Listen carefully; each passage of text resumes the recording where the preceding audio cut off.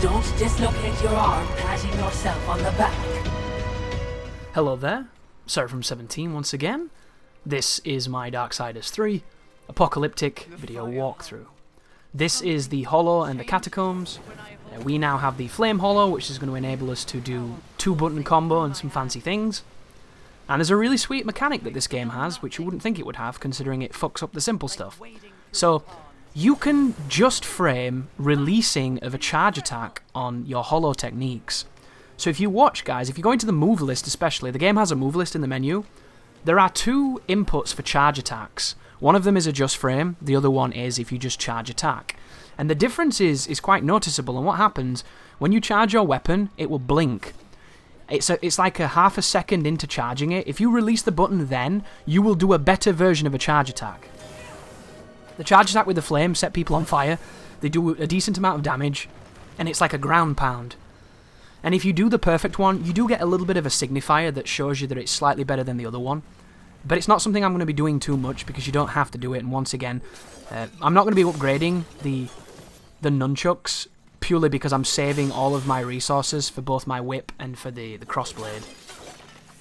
But it's a really interesting mechanic, and I love anything that allows you to do just frames.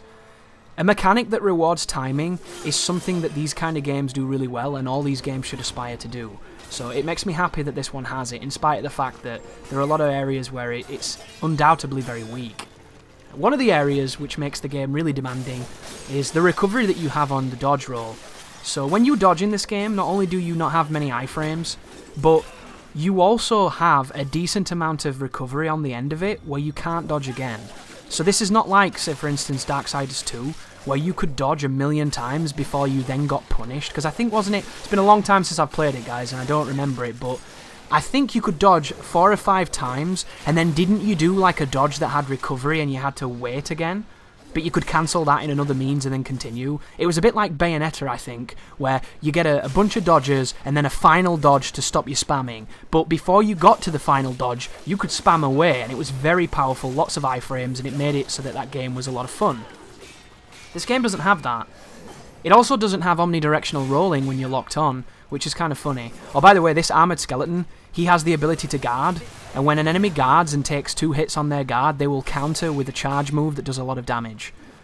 You can just wail on them if you want to, then dodge their counter and then counter them, or you can hit them when they block, wait for them to stop, and then hit them when they come out of the blocking stance.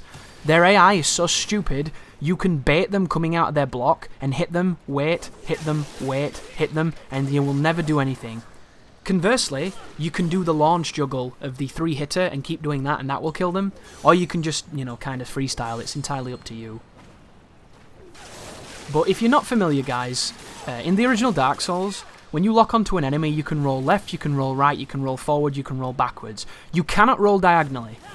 If you could roll diagonally, it would be omnidirectional, but of course, it's only 4 ways, so it's not. This game was made 7 years later, when Dark Souls has already adopted an omnidirectional roll while locked on. This game doesn't have it. And it's a problem. It's not the biggest problem, because fundamentally, you're not going to come across it too much. But every so often you do. And it can be the reason that you die, it can be the reason you get hit, it can be a reason for a lot of things. And I don't understand why it exists. It's a problem that needn't exist. When you don't lock on, you can roll in every direction. Why does locking on change it? Locking on is supposed to be an empowering position that gives you a better camera, that isolates you in a one-on-one encounter, and enables you to always have an eye on your opponent and have an advantage, right? Locking on in this game hurts you. You'll notice, I don't do it. I don't do it because it fucks the camera so hard, all you do is get spunk in your eyes. It's a nightmare. If I were to lock on right now, the camera would go so close to the floor, all I'd be able to see was fury, and I wouldn't be able to see the skeletons. The amount of times you lock on this game and it makes it so you can't see who's hitting you is astronomical, and it makes no sense. That's not even mentioning that the lock-on doesn't have the best range, and it has a flippancy so that sometimes it doesn't lock on at all, other times it does, and you can't rely on it. The amount of times I've pressed lock-on and the game hasn't done it is really high, and it's nothing to do with dropped inputs or anything like that, it's just the lock-on in this game is bad. And it compounds with the camera, which isn't great, it gets into all kinds of trouble, and every so often, you'll get fucked because of it. And it's one of those things where I've played so many action games with terrible cameras that I just get on with it and do my job and do what I can. But it doesn't get rid of the fact that it's not good and it should have been better. And I don't understand why they do it this way. Like, any game where locking on is disadvantageous is a game that's doing lock-ons wrong. And considering that it's parroting Dark Souls, a game that does lock-on very well, and admittedly, Dark Souls has these problems as well. You know, these are universal camera traits that can happen. But there's a lot of times in Dark Souls where when I lock on, I don't have a problem with the camera. A lot of the problems I'm having are either manipulated by myself, where I put myself in a bad place, or something else, like maybe cosmetic. Like, one of the things that really bugs me in Dark Souls is when you try to lock onto somebody, but it resets the camera.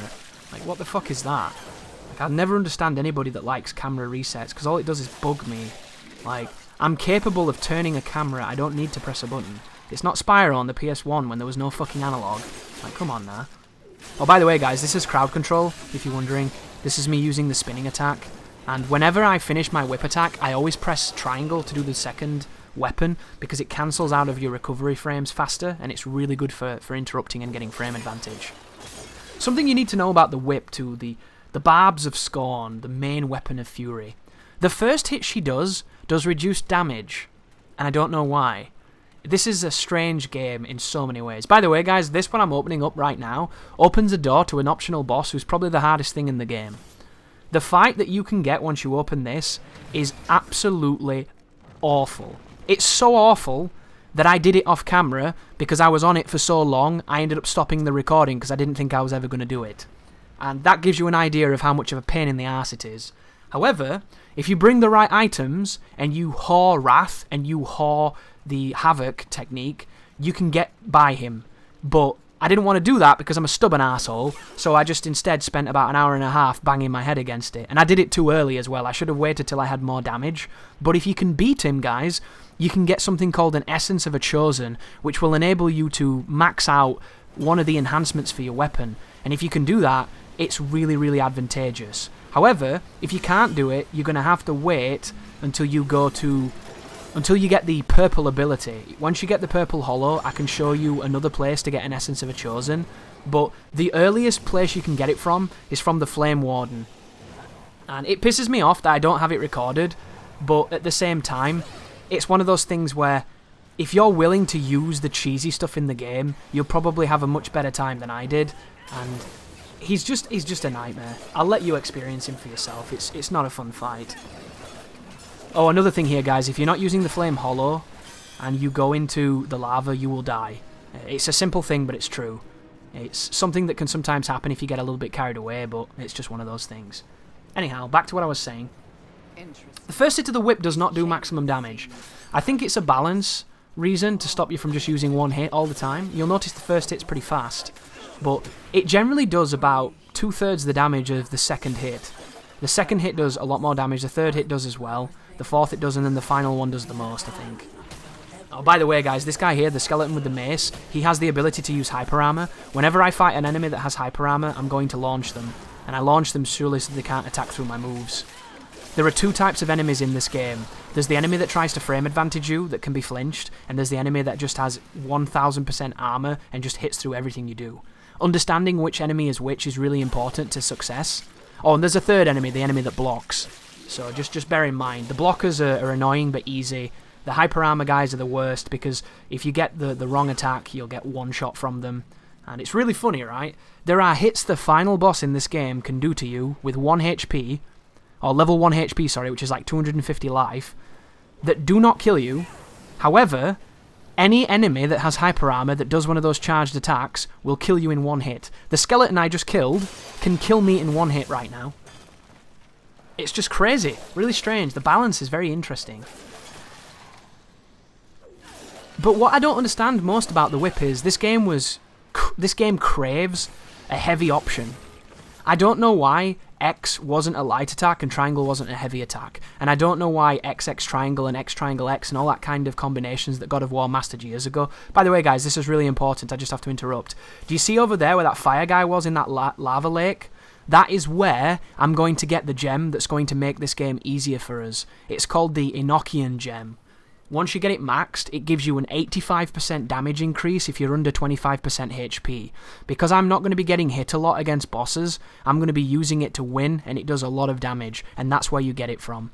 You want to do your best to save the demon stuff. Spread it between saving up for the Enoch and the item that gives you orbs from passively breaking objects, which I still haven't bought yet because I'm saving up for it. And I should have had it way sooner, guys. Get it as soon as you can. It pays off dividends. It's crazy. As I was saying, though, as I keep getting interrupted, sorry about that. This game screamed for modifiers and for a go-to quick heavy move. The amount of times where you only have an opportunity to hit a boss once or twice, where you could have done with hitting them with something really good, but the game just doesn't have that option. The like dashing attack doesn't do more damage. The weird forward spinning flippy move looks fancy but doesn't do good damage. Like, there is nothing that just really gets it, sticks it in the ribs and makes them know you were there. Doesn't exist. Like, the best thing I can think of is when you do triangle square, because you do a hit with your side weapon and then you do a thrusting stab with the whip. But that's about it. Like, there really isn't any go-to high damage cool move. Oh, by the way, guys, I thought I had to pick the sword up because I'm so used to picking the sword up, and all you have to do is hit it. But I got a bit confused, so you have to bear with me. So instead, what you end up doing, if you play like I do, where you prioritize the barbs as much as I'm going to, is you intentionally whiff your first hit by swinging early, so you can hit them with the second hit and do more damage. And it's fucking stupid.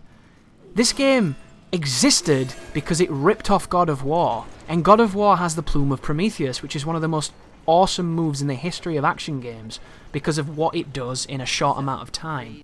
And then you look at Bayonetta. Bayonetta has the punch, kick, punch move that's incredibly powerful and really fast, borderline broken. You look at something like Ninja Gaiden, you can do a Gleaming Blade, 360Y to do a really, really fast, really, really damaging, invincibility frame-rich technique. Like, all of these masterful games have an option that enables you to do really, really good damage really quickly. Like, even God Hand, right? God Hand is so immaculately designed, guys, that when you break an enemy's guard, doesn't matter who it is, the moment you break their guard, you have enough time to hit them with any move in the game.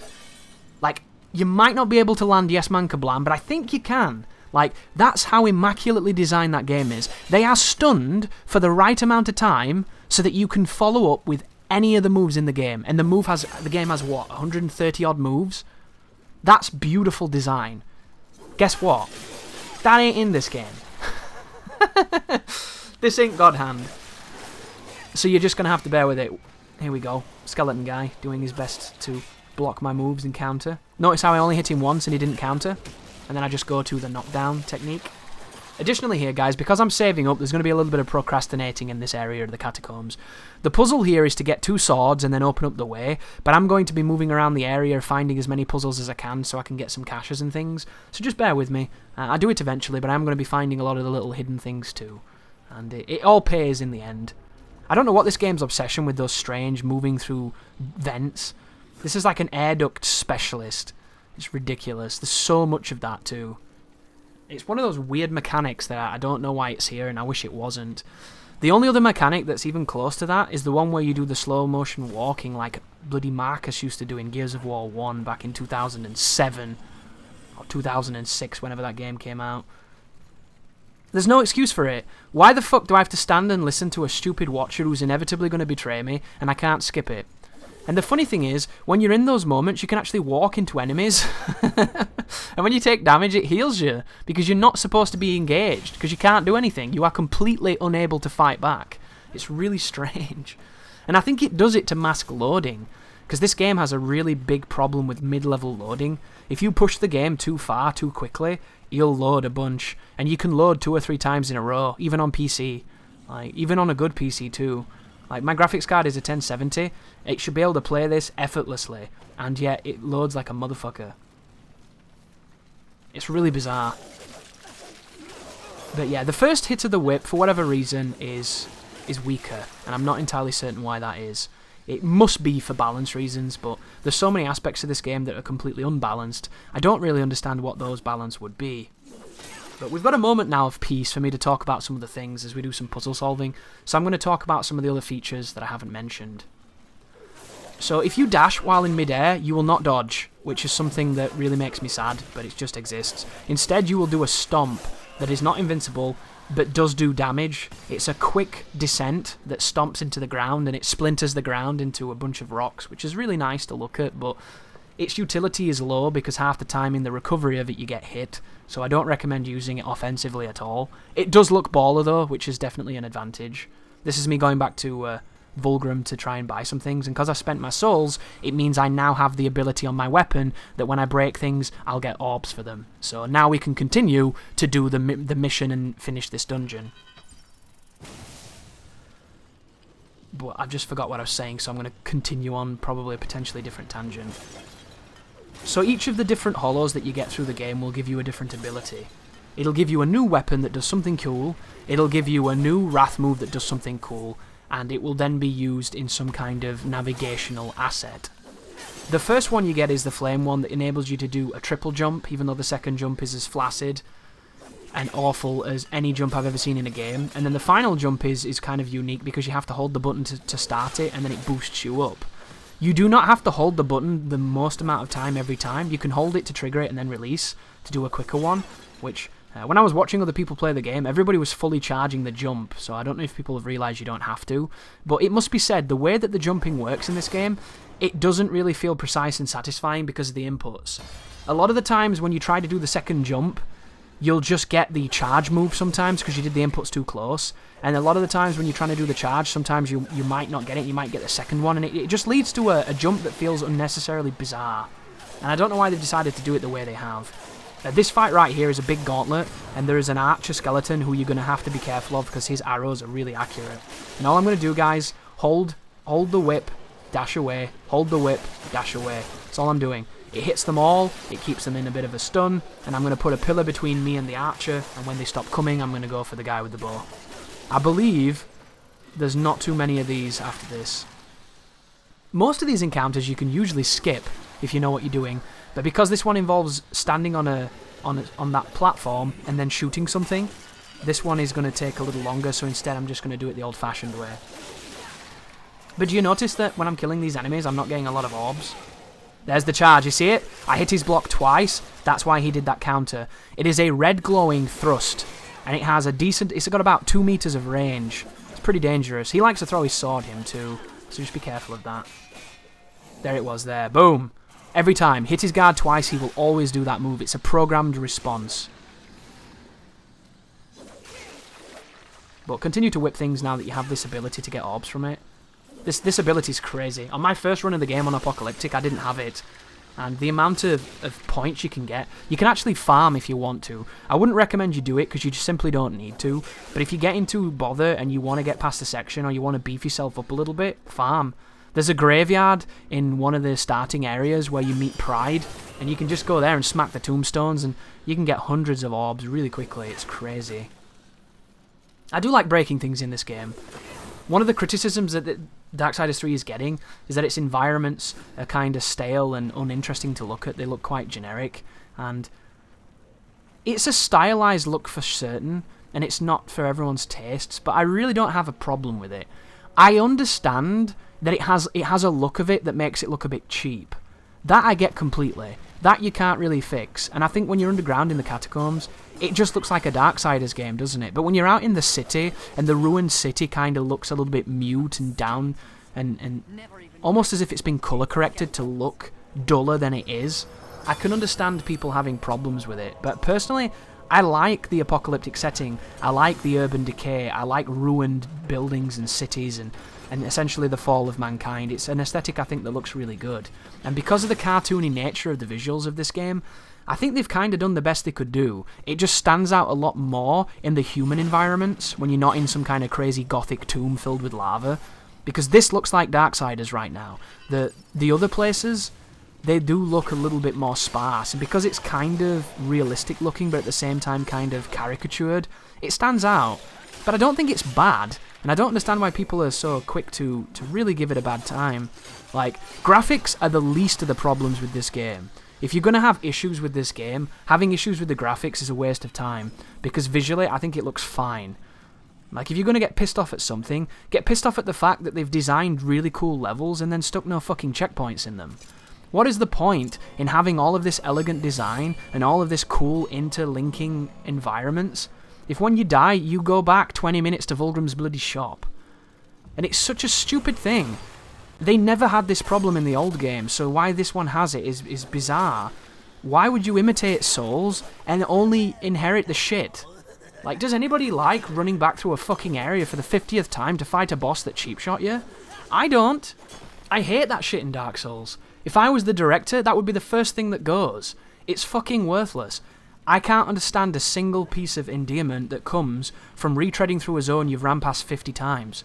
You're not fighting all the enemies, so there's no delusions of improvement. You know, you're not getting some sense of overcoming that you ran past a bunch of twats and spent 40 seconds doing something you didn't want to do, and then you stood on an elevator for 20 seconds, and then you ran back into a boss that killed you again. Like, it adds absolutely nothing but wasting of time. And it's not a virtue, it's a fucking sin, and it needs to be shot. So, when you steal these mechanics from these better games, steal the good things, dude!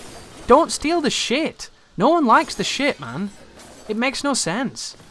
And it's the worst thing to come from Dark Souls. Dark Souls is an amazing game, and I love that game deeply. But I don't want every game to play like it, and I don't want every game to have the same bollocks in it. Because here's how this works.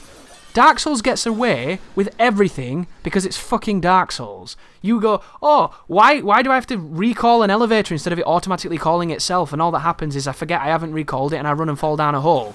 Because it's Dark Souls! That's what it does! That's what it always fucking does. It's Dark Souls, it doesn't like you. And it's genius, 10 out of 10, you know? Why can the enemy hit me through a fucking wall and I can't hit it through a wall and I bounce off the wall and then it hits me again and I try and hit it and I bounce off the wall and it kills me? Because it's Dark Souls and it fucking hates you and it gets away with it, 10 out of 10. But when you take those parts that Dark Souls gets away with and you put them in your game, you don't get away with it. People say it's shit. People say it's bad. People don't like it. This is one of those dark enemies coming up, one of the black ones. So I'm just going to do the same thing, the triple move into stun and just loop him. Be careful of the ambient skeletons as well. If they stand up while you're fighting, it's going to get really awkward. It fucks with the lock on and they hit you off screen. It's bad news. But this is what happens. When you take from other games, you will inevitably be compared to the other games, and you don't have their legacy. Dark Souls is a game that I fervently believe. Demon Souls as well. Souls in general. I'm just using Dark Souls as an example because all the fucking reviewers were. Like, Dark Souls is the kind of game that is full of systems that if you put them in an Uncharted, it would get crucified for having them. Dark Souls is the kind of game where it is literally the only place on the planet where having backwards, draconian, antiquated dogshit design is in some way a quality that people look for because it gives it some kind of baroque, rustic feel. Like, people like it in Dark Souls, but they don't like it anywhere else. And that's the problem. When you have these features that boggle the mind, that for some reason everyone's got really endeared to, and you utilise them in a series that never had them, never needed them, and doesn't benefit from them, you have this situation where it gets really, really annoying. Darksiders is not an annoying game. Even at its worst, they've never been annoying. Like, I think the second game has so many dungeons in it, I nearly shot myself because I didn't want to do any more dungeons. I had so many dungeons, they were dripping out of my arsehole. I was so bored of endless dungeons. And the game never ever stops throwing them at you. But at least they're well designed. At least the puzzles in them are cool. You know, like Darksiders 2, if you like the loot grind, if you like the Twilight Princess-esque just marathon of dungeons, you're going to have a really good time because it's really good quality. It's fun, it's interesting, it's diverse, it's unique. I personally just don't like that kind of pacing, and that's why I find Darksiders 2 very difficult to play. But it's not because it's a bad game, it's just because it's not my kind of game. That's it. And I can still stand at the end of the day, even in this position. Look at that cheap shot, by the way, you dirty bastard. And I can still stand on this mountain on my own saying that Darksiders 2 is a game I can't love and still think it's a great game. Whereas when you come to this game, I think this is a great game that's so full of shit that it makes you want to kill yourself. It makes you want to kill your family. It makes you want to use your family to kill yourself. Like, it's just so crazy in how much it can aggravate you and annoy you and do things it shouldn't do. And it's kind of like the Rockstar syndrome. You notice how Red Dead Redemption came out recently, and regardless of how many times you point out how many parts of that game are really dull and stupid and antiquated and shouldn't exist and have nothing and are not fun and are really overrated, yeah, everybody just sucks its dick so much they've gone 10 out of 10 IGN blind. It's like that. Rockstar get away with murder because they make massive sandboxes that people love. They can do anything. They could have a part of that fucking game where all it was a bunch of people, you included, pissing on Jesus on the cross into his wounds, and everybody would love it. You could literally fly a fucking plane into a tower in New York in a Rockstar game and everyone would love it, because they can do no wrong. Nobody sees the flaws in those games. They're infallible. They're like the fucking Pope, and it makes no sense. That's what Dark Souls is like with its weird, goofy design. It works there, it doesn't work here. And that's the problem, guys. You cannot have these. By the way, this puzzle here took me a lot longer than it should have. All you do, once you get the bug out, is set fire to the leftist piece of cobweb and stand on the button, and that's it. That took me 20 minutes, that was a shameful moment. But I just didn't understand why a flame moving nowhere near the switch would hit the switch. I'm stupid. But it doesn't make sense. I think if they just added checkpoints to the game, it would alleviate a lot of people's problems. It wouldn't alleviate all of them, because a lot of people are having issue with the fundamental aspect of it, and I get that too. This is not the best Darksiders. Compared to the old games, it does feel like a step back in a lot of ways. But once you kind of understand what it is and play it for what it is, I think there is a lot of fun. There are a few moments in the game when you're getting these new hollow abilities and you're using them for traversal and you're doing interesting things, and it feels really good. I had a couple of moments where I had to stop myself and kind of go, this is really cool, I really like this. There's a puzzle later on with a block where when you get the stasis hollow, it enables you to freeze water by running on it, and you run across this body of water to this big block, and then you go to your purple hollow, which I don't know what it's called, force hollow I think it is, which is enabling you to swing this massive hammer that knocks these blocks around, and you knock this block across that frozen water that you've just made in a nice trail to a switch, and it opens a door. And it's my favourite puzzle in the game. It's simple, it's elegant, it's cool. You feel cool for doing it, and afterwards you kind of go, that was cool, dude, this game is cool. And then something cheap shots you around the next corner, and then the run back's 25 minutes and you want to fucking shoot yourself again. And that's what the game does. It's this wonderful thing of, you'll have a moment of discovery and exploration and fun, and then something will shit in your mouth and you'll hate it again. And it never lets you enjoy it for too long. The moment you start having too much fun, something turns up that doesn't suit Darksiders' design, and it does a wonderful job of making you frustrated again. And you're going to see less of this if you play on normal, because you're not going to get one-shot by everything, and you're not going to come up against bosses that you can't wail through. I was watching Darkside Phil fight the boss that's coming up. He's called Avarice. Avarice on Apocalyptic is a difficulty jump, because he's really, really tricky in some ways, especially his jump attack, because it feels like you can't dodge it. I watched Phil wail on this dude without having to dodge, heal, wail, heal, wail, heal, wail, and then afterwards he said it was an easy boss. Is it an easy boss? It might be on normal, but it fucking ain't on Apocalyptic.